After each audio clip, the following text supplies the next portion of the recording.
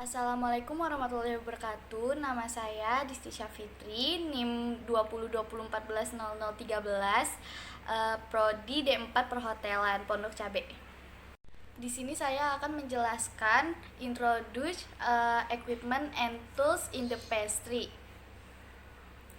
Equipment adalah alat-alat besar yang tidak bisa dipindah-pindahkan atau sangat sulit dipindahkan, baik yang menggunakan tenaga listrik maupun tidak menggunakan tenaga listrik.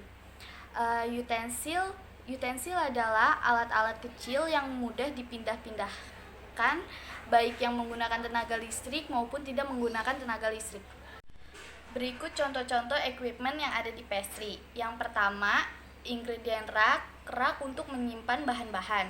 Yang kedua, marble table untuk mengolah coklat dan lain-lain.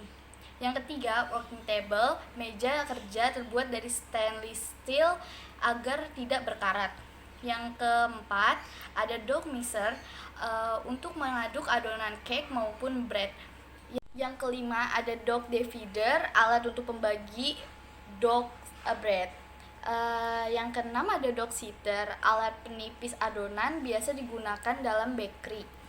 Yang ketujuh, ada proofing cabinet, alat membantu untuk mengembangkan adonan bread. Yang kedelapan, ada dishwasher machine, alat untuk mencuci gelas, channelware, and spoon, dan lain-lain.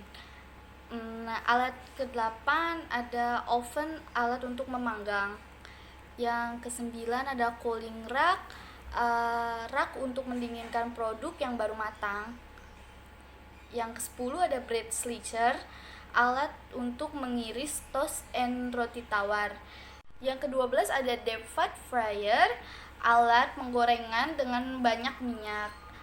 Yang ke-13 ada salamander, alat untuk membakar pizza yang telah diberi topping.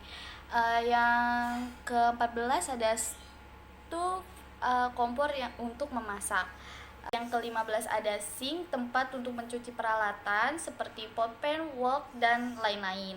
Yang ke-16 ada walk-in refrigerator, kamar pendingin yang suhunya dapat diatur untuk menyimpan bahan yang mudah rusak. Berikut contoh utensil. Yang pertama, balloon wicks, pengocok telur manual yang terbuat dari stainless steel. Yang kedua, bread knife, pisau berbentuk gerigi untuk mengiris roti atau bread. Yang ketiga, cake knife, pisau untuk memotong atau mengiris cake. Yang keempat, ada lemon squeezer, alat yang digunakan untuk memeras lemon. Yang kelima, ada grater, alat untuk memarut, biasa digunakan untuk memarut cheese atau coklat. Yang keenam, ada scale, alat yang digunakan untuk menimbang bahan. Yang ketujuh, ada glass scale, gelas yang digunakan untuk mengukur bahan cair.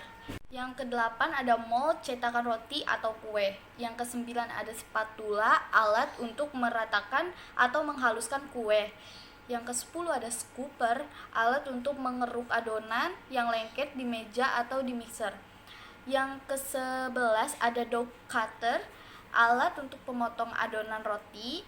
Yang ke-12 ada whisking bowl, mangkuk yang dipergunakan untuk mengocok adonan, biasanya terbuat dari stainless steel atau kaca agar mudah dicuci atau dipanaskan.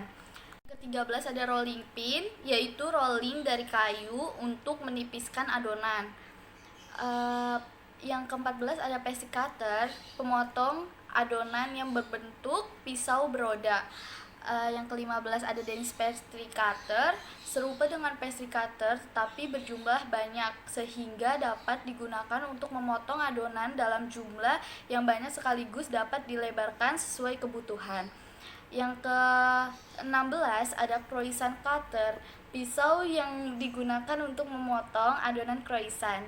Yang ke-17 ada pastry bag, plastik atau kain yang berbentuk segitiga.